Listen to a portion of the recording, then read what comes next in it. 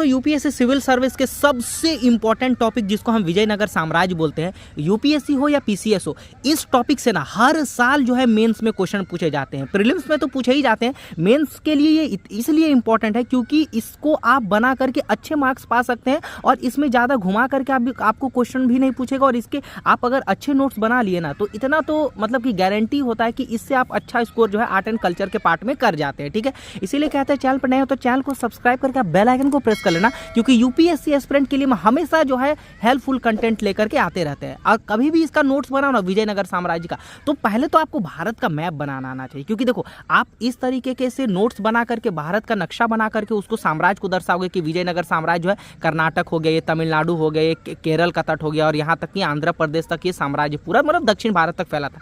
जैसे इसमें जो है क्या था, द्रविड़ शैली मंदिर का निर्माण हुआ था, हम्पी जो है इसकी राजधानी थी, हरिहर और बुक्का ने इसकी स्थापना 1336 में किया था, है ना। और इसके प्रमुख जो साम्राज्य जो है 4 वंश थे, संगम, सुलु, तुलु और अरविंदु, है ना। तो ऐसा इंपॉर्टेंट होता है जैसे कि विजयनगर साम्राज्य के समय दिल्ली सल्तनत पर किसका शासन था, तो मोहम्मद बिन तुगलक का शासन था। तेलुगु, कन्नड़, संस्कृत के विद्वान जो है इसमें थे, साथ ही साथ जैन और वैष्णव संप्रदाय के भी रचना जो है यहाँ पर हुई थी। तो इसीलिए कहते हैं इस तरीके के आप यदि आप मैपिंग थ्रू करते हैं ना, तो देखिए एक तो पहला बात आपको प्रैक्टिस हो जाएगा, मेंस में ऐसे लिखेंगे तो प्लस मार्क्स मिलेगा, तो इंपॉर्टेंट था। जैसे कि देखो इसका सबसे जो है महत्वपूर्ण शासक जो है कृष्णदेव राय था, इस टाइप से लिखिएगा ना। देखो ओनली नोट्स बनाने का मतलब होता है केवल आपको इंपॉर्टेंट टॉपिक्स को लिखना, बाकी किताब तो आपको पढ़ना ही है डीपली, लेकिन हाँ नोट्स बनाने का तरीका होता है कि उससे हम रिकॉल कर पाए अपने को बस। जैसे हाजरा तथा विट्ठल स्वामी मंदिर का जो है सबसे प्रतापी शासक जो था कृष्णदेव राय, उसने बनाया था, है ना। इसने जो है उत्कृष्ट कला का प्रदर्शन भी यहाँ पर दिया था, है ना। उसके बाद जैसे कि संगम वंश, तो इसको तोड़ करके यहाँ पर लिखेंगे, इसके बारे में लिखेंगे संगम वंश के बारे में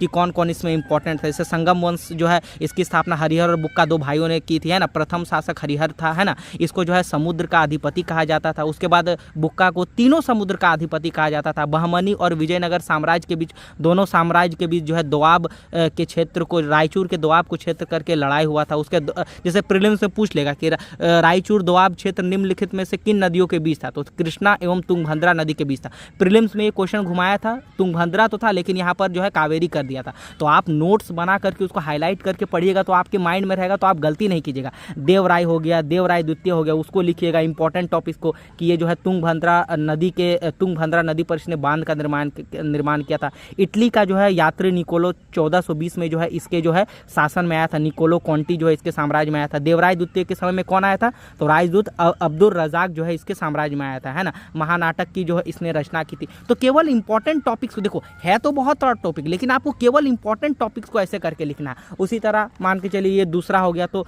आपको समझ लीजिए 5 से 4 पेज में ये पूरा साम्राज्य हो जाएगा। इसीलिए कहते हैं इस तरीके के नोट्स बनाइएगा तो ज़्यादा हेल्पफुल होगा। बाकी इसी तरह नोट्स के लिए आप हमारे ग्रुप में भी ऐड हो सकते हैं बहुत ही कम प्राइस में। बाकी इसको अपने फ्रेंड्स में शेयर कीजिए और इसी तरह के मैपिंग प्रैक्टिस नोट बनाइए तो ज़्यादा हेल्पफुल होगा। ठीक है, मिलते हैं नेक्स्ट वीडियो में, तब तक के लिए चैनल को सब्सक्राइब करके बेल आइकन को प्रेस कर लें।